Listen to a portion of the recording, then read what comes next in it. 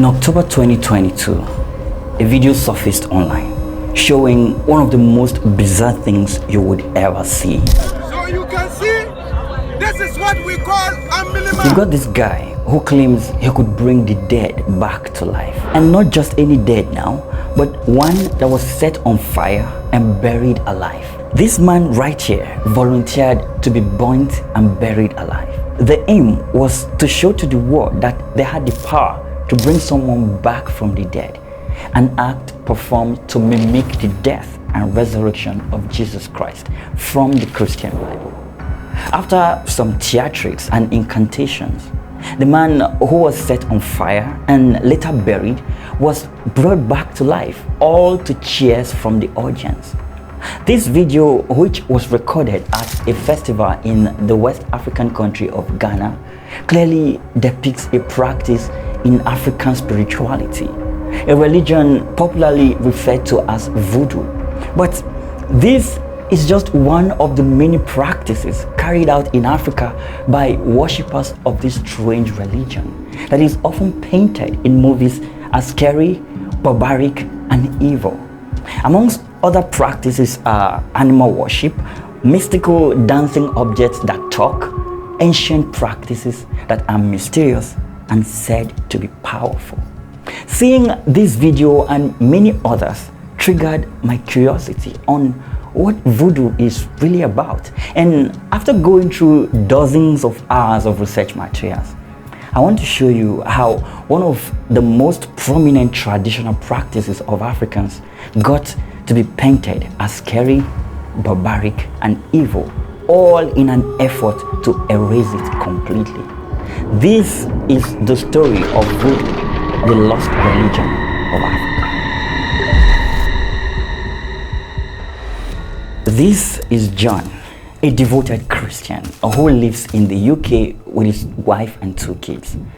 Even though they didn't have much, they used to be a happy family until one afternoon in London when disaster struck. John was a construction worker who had risen through the ranks in his company.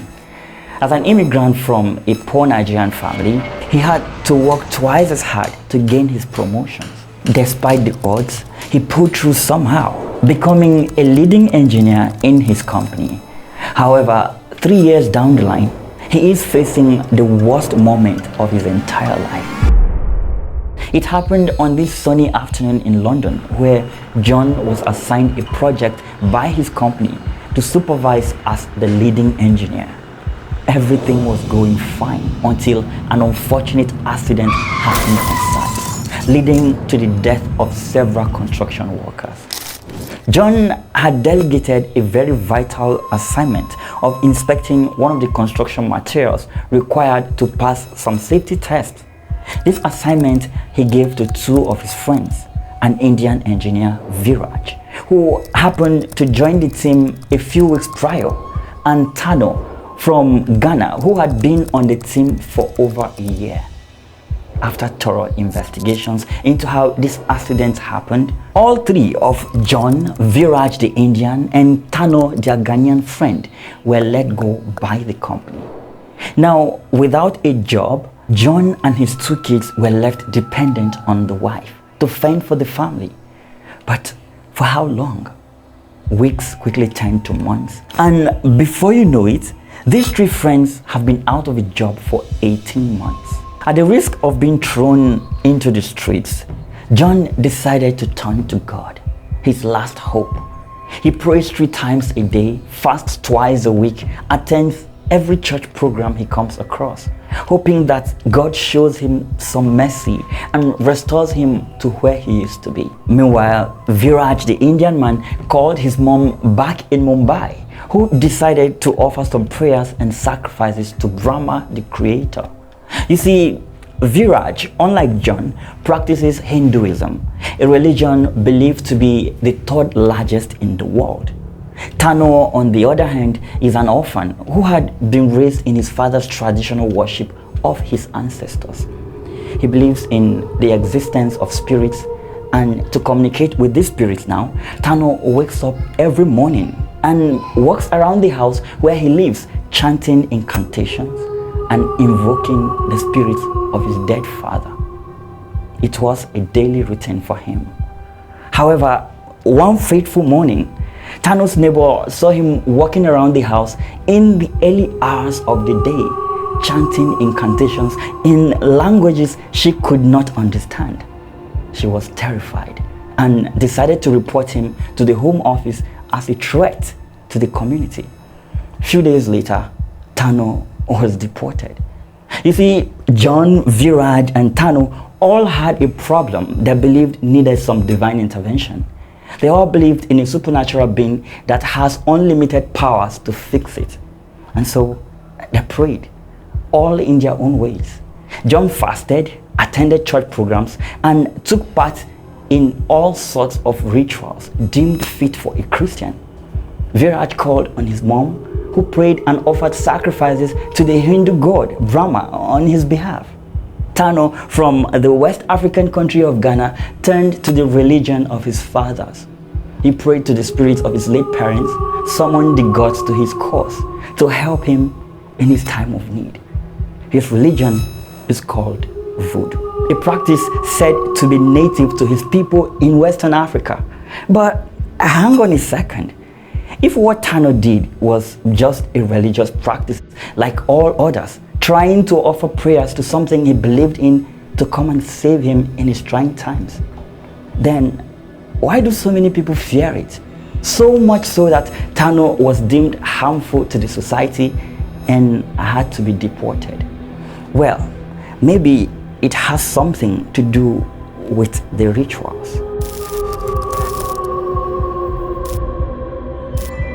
To understand the rituals performed by voodoo worshippers, let's take a trip to the West African country of Nigeria, the most populous black nation on earth. In southwestern Nigeria lives a rich king who has taken 10 wives in the space of 3 years. 2 of those died on the same day during childbirth as the king continued to seek an heir to his throne, passed on to him by his father. The king fears he would be the last of his lineage if he fails to produce an heir.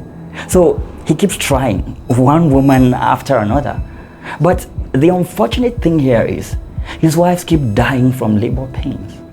In all, he has lost 6 wives to the sting of death, and all those died with their stillborn babies. The remaining 4 wives appear to be barren. The king, in his misery, decided to summon all the wise men in the land. The magicians, the oracles, and seers were all commanded to meet at the palace to seek the face of the gods and find a solution to the royal horror plaguing the king's household. On their arrival, these priests that were regarded as the voices of the gods all told the king the same thing. He has to offer 2 fat cows, 3 white pigeons, and a male tortoise on the 3rd market day. These sacrifices are to be offered to Oshun, the goddess of fertility, in prayers for the king's wives. This is a typical ritual performed by voodoo faithfuls in this region, praying for the fruit of the womb. It is like a Christian man being asked to fast for 7 days alongside his wife and to sow baby items as seed to people celebrating the birth of their own children. It can also be likened to the Jews being instructed in the Holy Bible to offer burnt offerings to their Lord for forgiveness of sins, where animals are slaughtered and offered on altars as a sacrifice to persuade their God to forgive their sins. These rituals happen in all religions, just the same way they do in voodoo. And then there are festivals to celebrate special days for these religions. If you are a Christian, I bet you're eagerly looking forward to this year's Christmas season, when you will have all your loved ones return home to celebrate the birth of your Lord Jesus Christ. There will be delicious meals cooked with lots of meat and drinks. You will dine and wine together, dance, make merry, all to remember that on this day, many centuries ago, Jesus was born. Now, in a certain village 30 miles from Togo's capital city of Lomé, members of the Bon tribe gather together every year to celebrate the Epe Ekpe festival. They are traditional voodoo worshippers, and This festival helps bring their families together in reunions. During the festival, a priest is made to look for a special stone within a holy forest surrounded by walls. The stone's color predicts the fortunes of the coming year. For example, in 2023, the stone he presented to the gathered crowd of 5,000 was white, signifying wealth, happiness, and an accident-free world for the people. And when you travel to Nigeria, there is something called the Zangbeto Voodoo Festival, which was celebrated on September 22nd, 2023, drawing about 2,000 people in the coastal Ajido Kingdom in Lagos State. The festival is held every 3 years, and the rituals strike fears into the hearts of the communities with mysterious dancing masquerades and objects without humans underneath them. These are said to be inhabited by night spirits. These practices can be traced back to West Africa more than 6,000 years ago in the ancient kingdom of Dahomey, which is in present-day Nigeria, Benin, and Togo. But if that is so, why has it lost its popularity in Africa?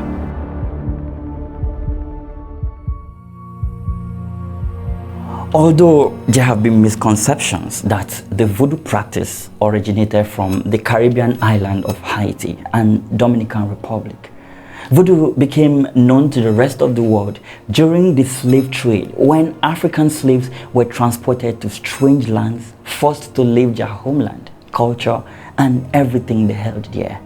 You see, before now, voodoo was not a thing of spectacle. It was a normal way of life, a culture and tradition practiced daily by the people of West Africa. This includes the way they pray, the way they set up their communities, and everything in between. Long before Christianity and Islam found their way to Africa, this right here used to be the most powerful position in a community. They command the attention of kings, as they are known to be the representatives of the gods here on earth. These are called chief priests. They anoint kings, they remove bad kings, they declare when the gods are angry with the land. Their counsel is like that of a god. This was the tradition in ancient African kingdoms. And if you look into the Christian Bible, you will see that the practice is not so different. The biblical Israelites used to have prophets like Samuel, who anointed King Saul, and then David to succeed Saul. During the time of Samuel, King Saul had to follow the instructions given by Samuel. The one time he failed to, he was replaced as king by another man anointed by this same Samuel. This was how powerful chief priests, popularly referred to as native doctors, were in ancient African kingdoms. So what happened? How did this culture and tradition become replaced with the version of voodoo we have today? Well, all of this changed when Africans were being sold into slavery. During the slave trade era and the subsequent colonization of the African continent, there was a form of demonization of non-Western belief systems, as African cultures and traditions were seen as inferior and sometimes even barbaric. This sentiment was used to unleash unspeakable cruelty on the slaves that were taken from Africa in the 16th century. In 1685, the slave owners created a law prohibiting the practice of African traditions. Most spiritual practices among the enslaved people were feared and forbidden by plantation owners, who looked to eradicate any sign of strength shown by these slaves. This law also required all masters to convert their slaves to Christians within 8 days of their arrival in Haiti, as slavery was condoned by the Catholic Church as a tool for converting Africans to morally upright Christians. Well, to get around these restrictions, the slaves began to equate their gods with Catholic saints. They also practiced their rituals using the imagery and objects of the Catholic Church. So, in secrecy, often under the cover of the night, enslaved Africans used different spiritual tools from home to adapt and survive difficult times, such as using their knowledge of herbs to cure or treat those who had injuries. These practices also served to unify them, as voodoo ceremonies were being held by the slave communities. Over time, one of those ceremonies would later enable the people to form political ideas that grew into the Haitian Revolution, which ultimately led to the independence of Haiti from French colonies. But let's pause here and take a moment to reflect. Given the current state of the world, seeing how the Western faith has shaped our values and culture, were they wrong to make Africans forfeit their traditional religion? Can we now say that voodoo is barbaric after all and should never be allowed as a religion? Well, there are arguments against voodoo, and they all come with lots of evidence to look at. One of the most important arguments out there is the voodoo's potential to be used for diabolical means. It could be used to harm others. Remember John from our story in the beginning, the Christian father of two? It turns out his uncle from a village in the southeastern part of Nigeria decided to use some diabolical means to make him lose his job, out of envy that his own children were not doing as well. This charm was made and used to attack John after he had visited his family home in Nigeria with his wife and kids. He wanted to show his immediate family where his origin was. But unknown to him, his uncle was not happy with his great life abroad. This is part of the negatives associated with voodoo. When you hear of voodoo these days, what comes to mind are these little dolls tied with fetish objects and kept in a shrine somewhere.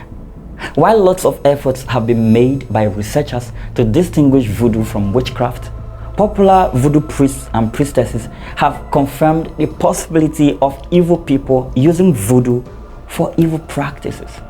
People use spirits to cast spells on their enemies all the time.